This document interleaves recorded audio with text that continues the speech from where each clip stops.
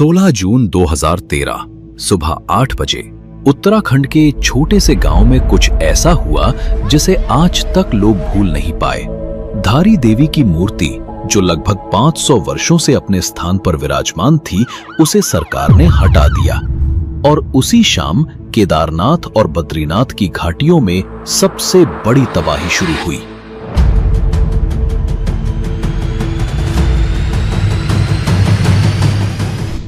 सिर्फ 6 घंटों में करीब 6000 लोगों की जिंदगी हमेशा के लिए खत्म हो गई।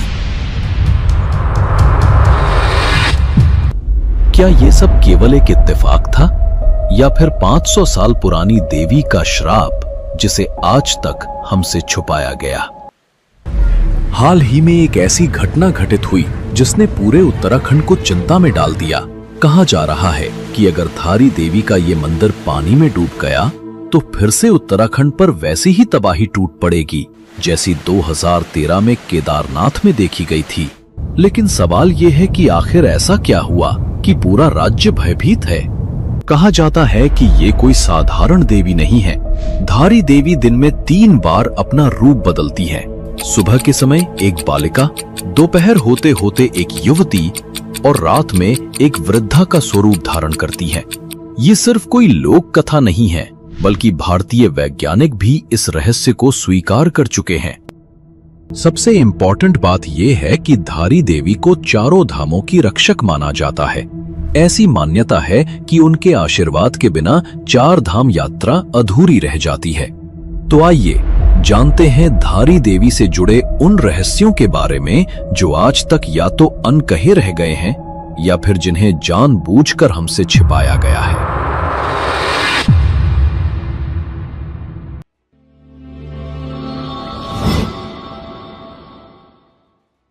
धारी देवी मंदिर भारत के उत्तराखंड राज्य के गढ़वाल क्षेत्र में श्रीनगर और रुद्रप्रयाग के मध्य अलकनंदा नदी के तट पर स्थित है। ये मंदिर 10 महाविद्याओं में से एक मां काली को समर्पित है और इसे अत्यंत रहस्यमयी एवं शक्तिशाली माना जाता है। धारी देवी को उत्तराखंड की संरक्षक देवी और 4 धामों की रक्षक के रूप में पूजा जाता है।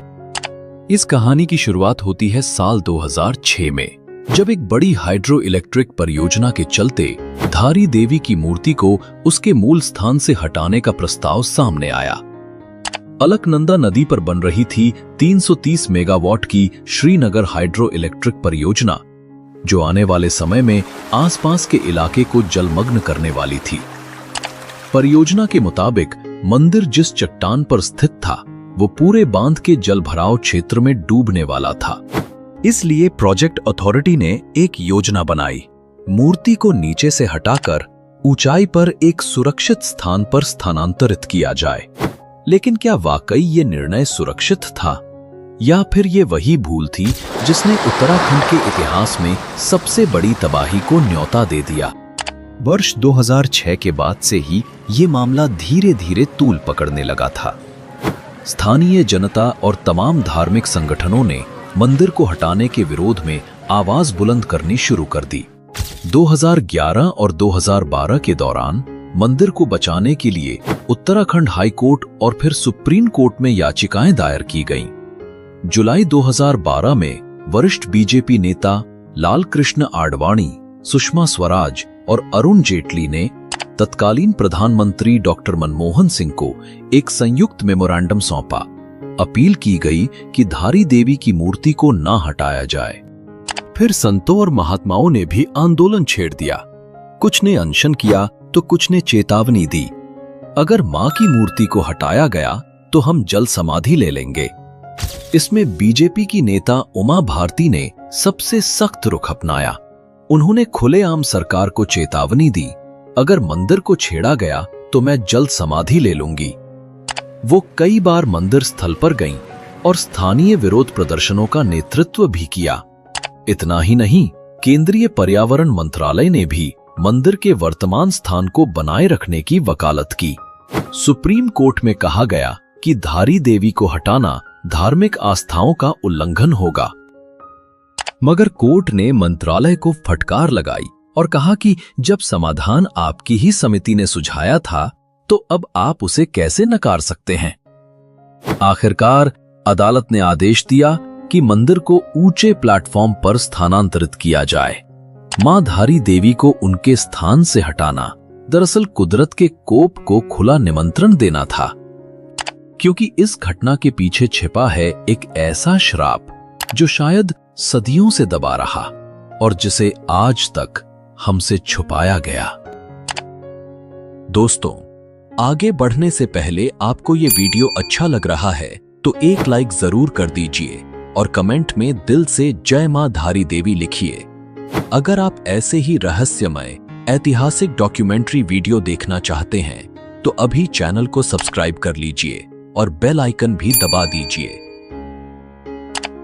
धारी सेवा समिति नामक एक स्थानीय महिला संगठन ने लगातार 3 वर्षों तक धरना प्रदर्शन किया।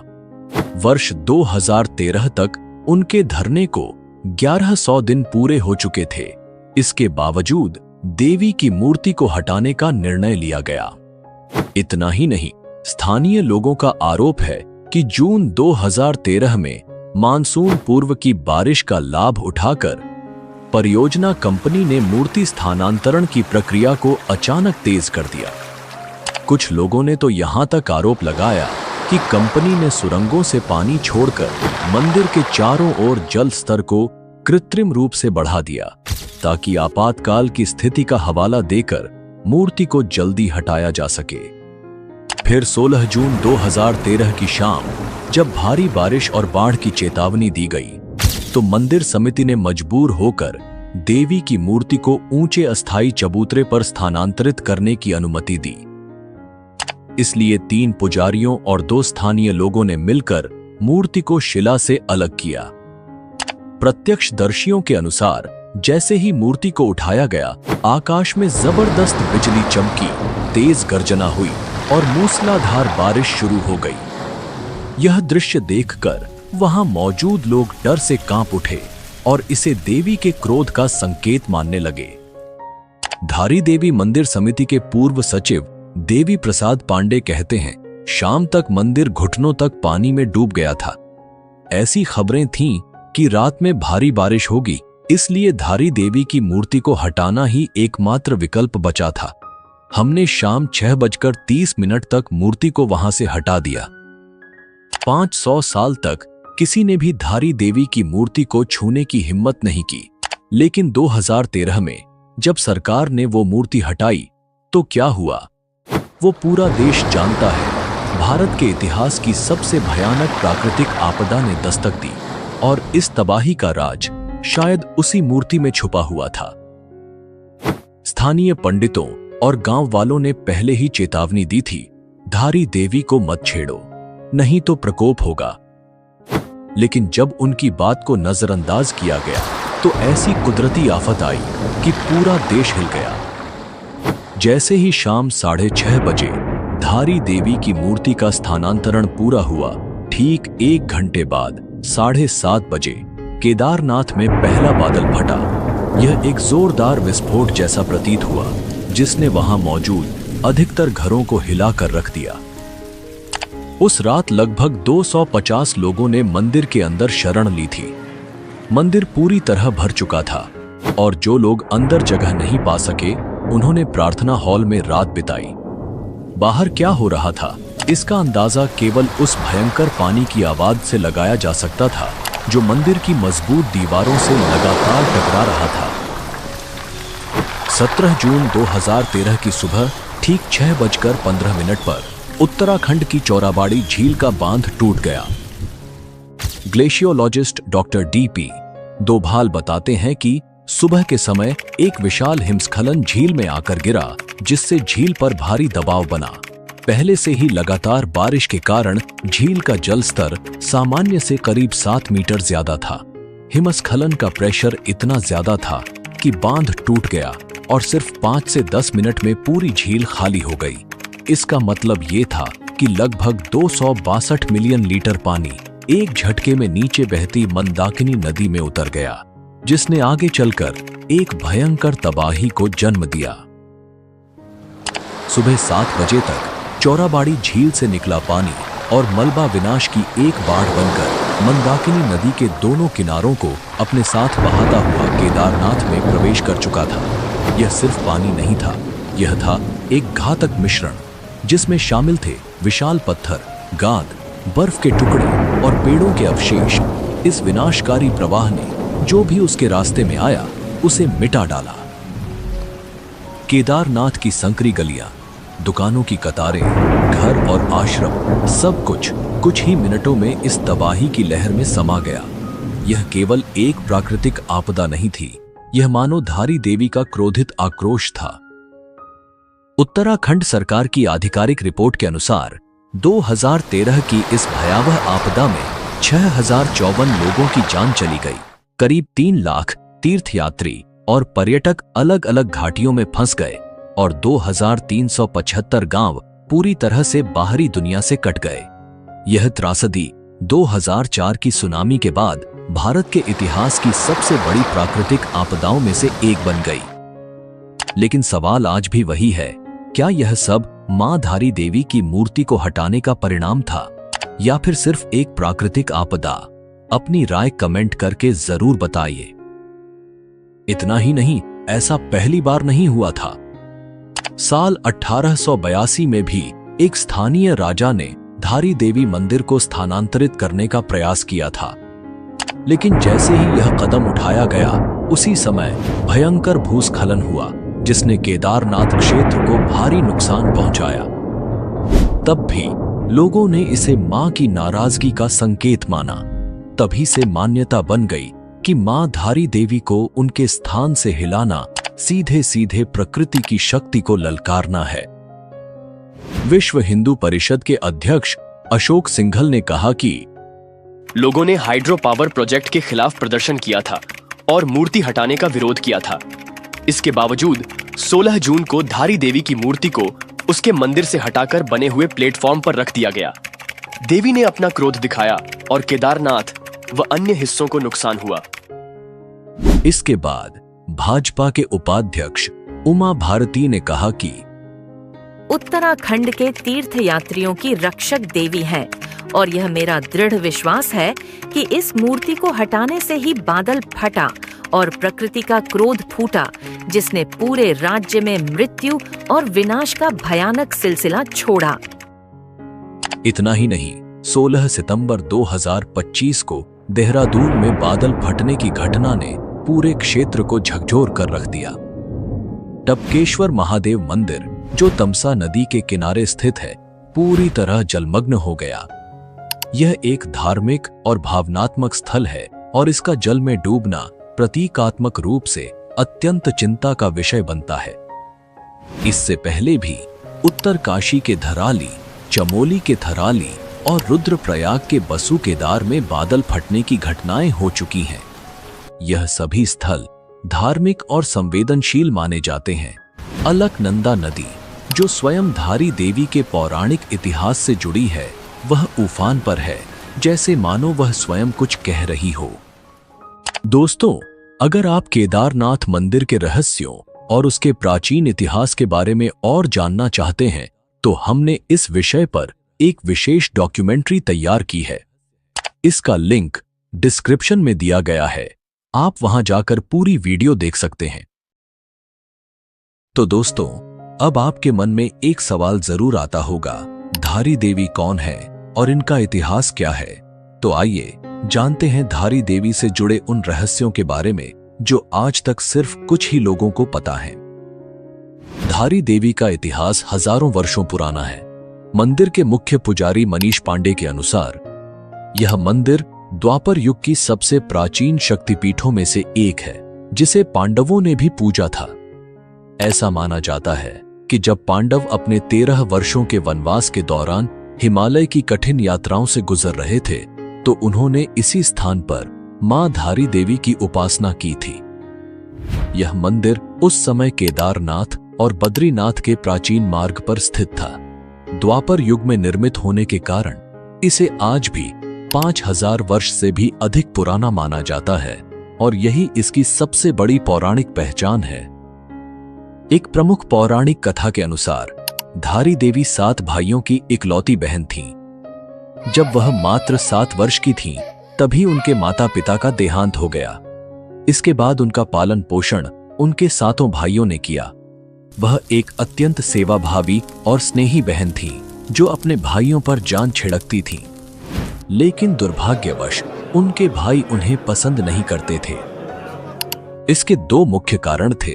पहला, उनका रंग बहुत अधिक सांवला था और दूसरा, कुछ ज्योतिषियों ने बताया कि इस लड़की की कुंडली उसके भाइयों के लिए अनिष्टकारी है। जब तक यह बच्ची जीवित है तब तक भाइयों के जीवन पर संकट बना रहेगा। समय बीतता गया और धीरे धीरे परिवार पर दुर्भाग्य छाने लगा। 7 में से 5 भाइयों की अकस्मात मृत्यु हो गई। तब शेष 2 भाइयों को यह भय सताने लगा कि कहीं अगला नंबर उनका न हो। तब उन्होंने अपनी पत्नियों के साथ मिलकर एक भयानक योजना बनाई, अपनी ही बहन की हत्या की। अमावस्या की एक अंधेरी रात में उन सभी ने मिलकर अपनी बहन का सिर काट दिया और उसे अलकनंदा नदी में बहा दिया। वह बेचारी लड़की को पता तक नहीं चला कि उसके ही प्रिय भाई, जिन्हें वह अपना सब कुछ मानती थी, उसने ही उसे मार दिया। वह निर्दोष बच्ची, जिसकी उम्र मात्र 13 वर्ष थी, उसका कटा हुआ सिर नदी की तेज धाराओं में बहते हुए आगे बढ़ा और कल्यासौड़ नामक स्थान पर धारी गांव के पास एक शिला से टकराया। उसी समय धारी गांव में एक व्यक्ति नदी के किनारे कपड़े धो रहा था, जैसे उसका रोज का काम हो। तभी उसकी नजर अचानक नदी की तेज धाराओं में बहती किसी चीज पर पड़ी। ध्यान से देखा तो वह कोई लड़की लग रही थी, एक मासूम चेहरा, मगर बहाव बहुत तेज था। उसका मन छटपटा उठा। वह उसे बचाना चाहता था, लेकिन तेज धारा देखकर डर गया। उसे लगा कि अगर वह नदी में उतरा तो शायद वह भी डूब जाएगा। तभी उसे एक आकाशवाणी सुनाई दी।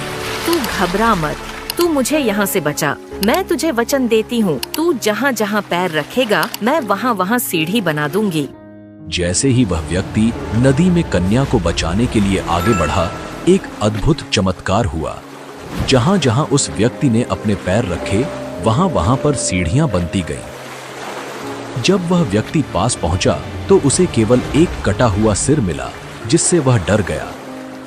तब उस सिर से फिर दिव्य आवाज आई, मैं शक्ति का रूप हूँ, मेरे सिर को पास के पवित्र स्थान पर स्थापित कर दे। उस व्यक्ति ने वैसा ही किया और इस तरह मां धारी देवी की पूजा की शुरुआत हुई। धारी देवी के शरीर का निचला हिस्सा बहते हुए कालीमठ पहुंचा, जहां आज भी यहां मां मैथानी या काली देवी के नाम से पूजा जाता है। यह हिंदू धर्म में अत्यंत दुर्लभ द्विभागीय पूजा पद्धति है, जहां ऊपरी हिस्सा धारी देवी मंदिर में और निचला हिस्सा काली मठ में पूजा जाता है। अब बात करते हैं धारी देवी मंदिर की सबसे चर्चित और रहस्यमय विशेषता के बारे में। देवी की मूर्ति दिन में 3 बार अपना रूप बदलती है। सुबह वह एक मासूम कन्या के रूप में दिखाई देती है, दोपहर होते होते एक युवा स्त्री का रूप लेती है और जैसे जैसे शाम ढलती है देवी का चेहरा वृद्धा की तरह प्रतीत होता है। यह परिवर्तन न तो कोई जादू है न कल्पना। यह एक ऐसा रहस्य है जिसे लाखों श्रद्धालु अपनी आंखों से देख चुके हैं, बार बार अनुभव कर चुके हैं, लेकिन आज तक कोई पूरी तरह समझ नहीं पाया। मां धारी देवी की यह रहस्यमयी घटना वास्तव में विज्ञान और आध्यात्म के अद्भुत संगम का प्रतीक है। यह प्रमाण है कि प्राचीन भारतीय शिल्पकार सिर्फ कलाकार ही नहीं, बल्कि गहरे वैज्ञानिक सोच वाले मास्टर क्राफ्ट्समैन थे। उन्होंने प्रकाश, छाया, ज्यामिति और मानव मनोविज्ञान को इतनी बारीकी से समझा कि एक ऐसी मूर्ति की रचना की जो समय के साथ अपना रूप बदलती प्रतीत होती है। और आज भी आधुनिक विज्ञान इस रहस्य का संपूर्ण उत्तर नहीं दे पाया है। तो दोस्तों, ये थी मां धारी देवी का इतिहास और उनसे जुड़ी वो रहस्यमयी कहानी जिसने सदियों से लोगों को चमत्कृत किया है। भारत जैसे महान देश में आज भी न जाने कितने ऐसे रहस्यमय मंदिर हैं जिनके बारे में हम में से ज्यादातर लोग जानते ही नहीं। लेकिन चिंता मत कीजिए, हम एक एक करके हर मंदिर की सच्ची कथा और रहस्य लेकर आएंगे, ताकि हमारी संस्कृति, आस्था और इतिहास को नई पीढ़ी तक पहुंचाया जा सके। मैं आपसे यह नहीं कहूंगा कि चैनल सब्सक्राइब जरूर करें, लेकिन हां, अपने बच्चों और परिवार को ऐसे वीडियो जरूर दिखाइए ताकि वे जान सकें कि भारत सिर्फ जमीन का टुकड़ा नहीं, यह श्रद्धा, आस्था और अद्भुत विरासत की भूमि है। मिलते हैं अगली डॉक्यूमेंट्री में एक और नई कथा के साथ। तब तक के लिए धन्यवाद। जय हिंद, जय भारत।